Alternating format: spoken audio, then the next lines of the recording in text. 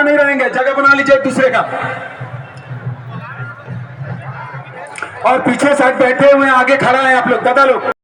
बहुत सारे वक्ता हैं, बहुत सारे माननीय हैं। मैं इतने करके अपने बालों को विराम देता हूँ। जय कुर्मी समाज, जय कुर्म जोहार। बहुत बहुत धन्यवाद धनराज जी, आपने बहुत अच्छे विचार दिए। अब सर बहुत बहुत धन्यवाद दादा। कम शब्दों में ही अपनी बातों को रखना है। अब हमारे बीच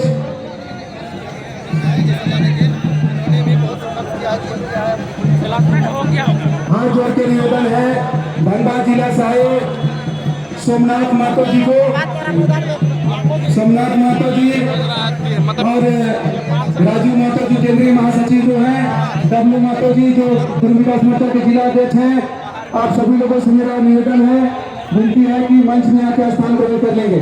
राजू महतो जी, सोमनाथ महतो जी और डब्लू महतो जी, तीनों व्यक्तियों से आग्रह है मंच में आकर स्थान ग्रहण कर लेंगे।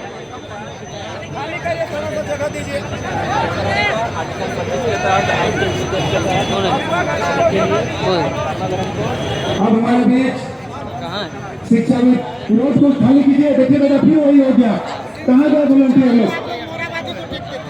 खाली कीजिए, और हुजूम बाकी है ना।